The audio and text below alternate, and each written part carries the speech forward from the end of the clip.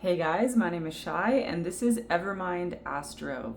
This video is about Jupiter in Cancer, right? The natal placement, Jupiter in Cancer. This might also resonate if you have Jupiter in the fourth house.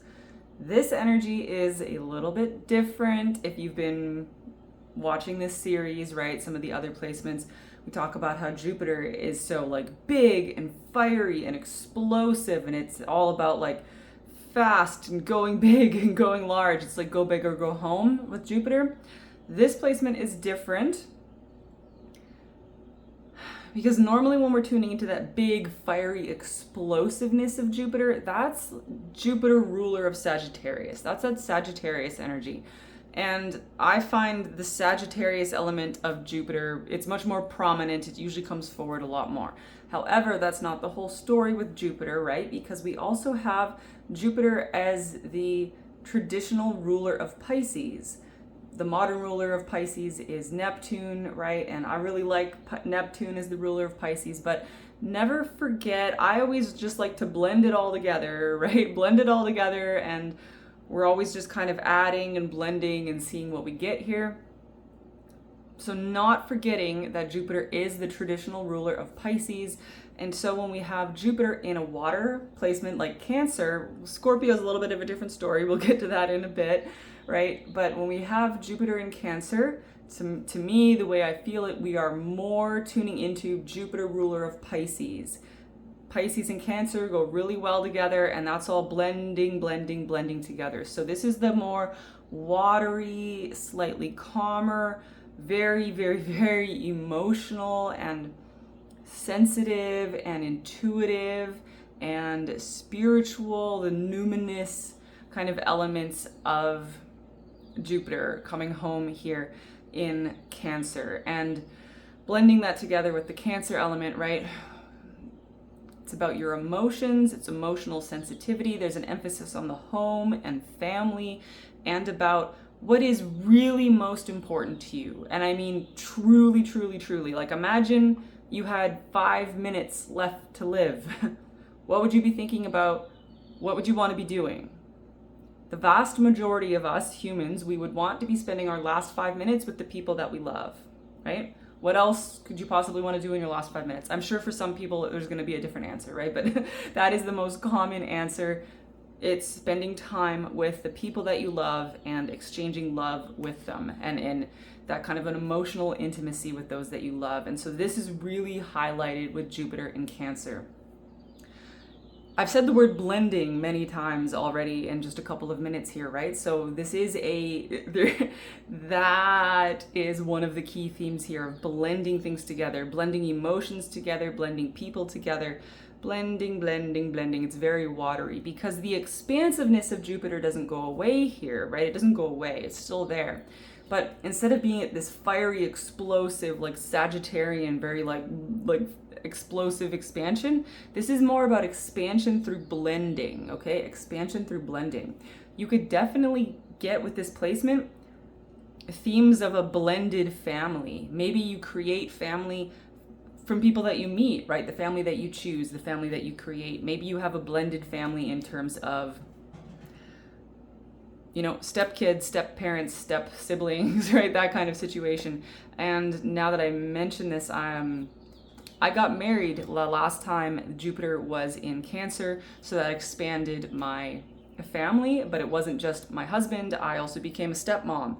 So that expanded my family through blending, right? Through becoming a blended family. So yeah, and you might want to think back to the last time Jupiter was in Cancer. What was that, like summer 2013? And I don't remember how long it went on for, if we had a full year, but 2013, Jupiter in Cancer.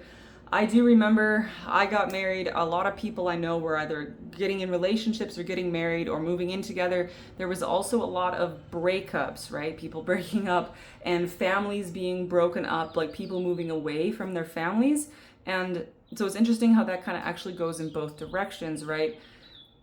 But of course, because if you're bringing people together, if you're blending families, if you're expanding through coming together with others in this family type of structure, that does mean that at some point there had to be a separation, right? before you can add new things together, before you can blend new things together, some things need to be separated, and that you see how that goes, right? You see how that goes. So interesting how that is part of this, right? How that is part of this.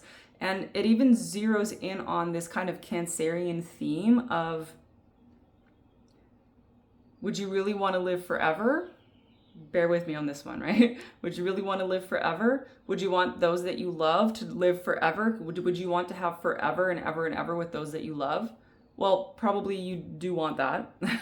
I know I want that. But one of the things about the earth experience, right, the human experience, is that the fact that our time here on earth, right, maybe we have forever with those that we love out there, you know, on a spiritual soul level, right?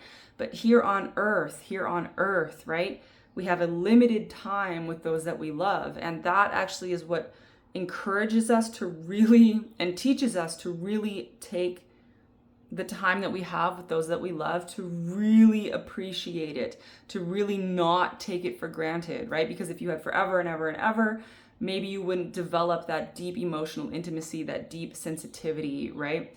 And that deep sense of gratitude and that deep experience of spending time with those that you love. So the fact that time on earth is not infinite, and the time on earth that we have with those that we love is not infinite, it makes it really, really important, right? Really, really vitally important. And you can see how I'm talking around these kind of similar themes, right? Because Cancer, it's not all about family. Of course, big family emphasis, but it's not all about family. And it's not even all about emotion, although you never really get away entirely. You never really entirely get away from emotion with Cancer.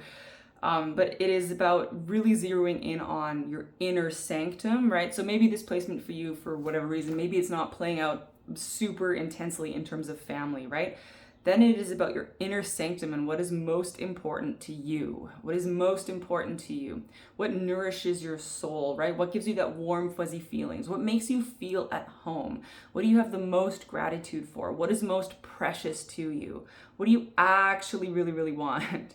And what you actually really, really want, like at the soul, what nourishes you the most, sometimes can surprise you, because when we get up in our heads and we think about what we want to achieve in this lifetime, and we think about what we want to do and all of our hopes and dreams, that can get really like, you know, and of course we want those things, and I want you to have those things, and we should hopefully get to have some of those things at least, right?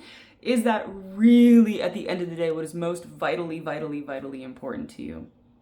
So Jupiter in Cancer really zeroes us in on what is most vital, right? What is most vital, what nourishes your soul the most.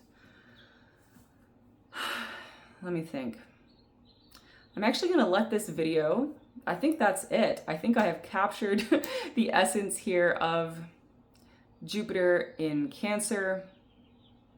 Yeah, nothing else is really coming through. So this one's a little shorter, but that's even part of this, right? It's zeroing in on what is most vitally, vitally, vitally important to you. So check me out down below, guys. I got lots of links. I'll talk to you later. Bye.